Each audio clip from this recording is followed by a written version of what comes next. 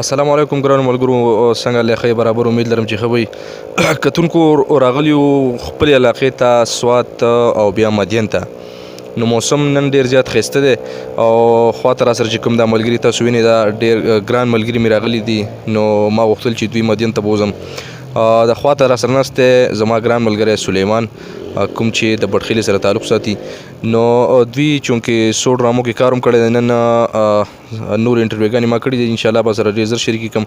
پښتو اداکاران راغلي وو د ډرامو چې کوم هغه کار کوو. نو دوی زما ملګری هم ورسره راغلی و. نو ده سره یو څو خبرې کوم د ځای په حواله باندې، بیا د چې کوم ډرامه کې کار کړی دی د هغې په حواله باندې. نو سلیمانه ډېره زیاته مننه چې دلته رالې، بیا مدین ته رالې او پښتو ډرامو کې خو دې ځای مو چې کار کړی دی. نو دا راته ووایه چې دا ځای در باندې څنګه ولګېد، دې ځای متعلق به راته څه وایې.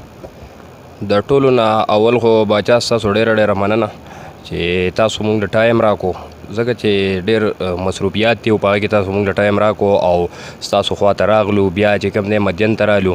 مدین کې اوس کتونکو ته به دا ووایم چې په مدین کې په مدین هوټل کې یو او زمونږ نور ملګري دي د بټخیلې سره تعلق لري، جهانګیر ساحل او خالدو، داسې ډایرکټر چې کوم دی امجد نوید صاحب دی، دیو دلته لګیا دي کار کوي. او اوس کومه ډرامه چې دیو باندې دیو پې کار کوي د هغه ډرامې نوم دی سکروټې.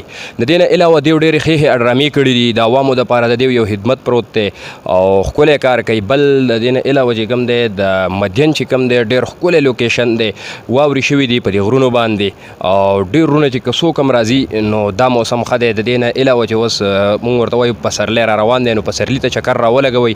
د دې هوټل چې کوم دی د دې وزټ هم وکړئ. او زه به دا ووایم چې که چا زمونږ د چینل چې کوم دی باچا صاحب میپ فلم پروډکشن دا چینل نوي سبسکرایب کړی، نو چې دا سبسکرایب کړي او په دې باندې زموږ ډېرې ښې ډرامې پرتې دي، په دې هوټل کې شوي دي او بټخیلې کې شوي دي، ډېرې ښکلې ډرامې دي.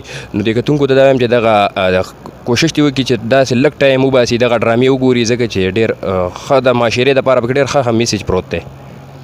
ډېره مننه سلیمانه. دا راته ووایه چې پښتو ډرامو کې خو دې کار کړی دی، نو څومره ډرامو کې دې کار وکړو؟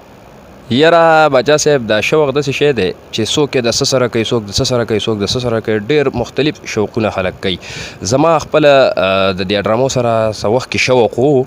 نو سټارټینګ چې کوم دی ما په 2013 کې په پیله ډرامه کې کار کړی و د جهانګیر سره، په مردان کې م کړی و جي. او هغه ډرامې نوم چې کوم دی داسې کامیډي وه چې بابا پې غوسه کېږي، دغه ډرامه والي بن. د هغې نه علاوه ما یو 20-25 ډرامو کې کار وکړو په دې اصلاحي ډرامو کې.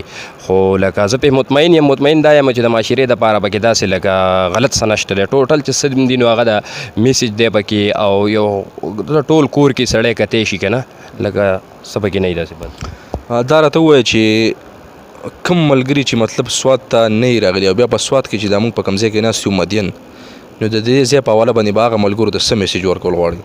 باچا صاحب څنګه چې تاسو ته ما وم ویلې، نو بیا هم زه دا وایم چې کم دوستان سوات ته چکر نه دی رالګولی یا راغلي دي، خو لکه داسې مرغوزار ته تللی دی او یا شانګلې ته تللی دی او یا د هغې نه علاوه ملنګ جبې ته تللی دی، دې طرف ته نه دي راغلي.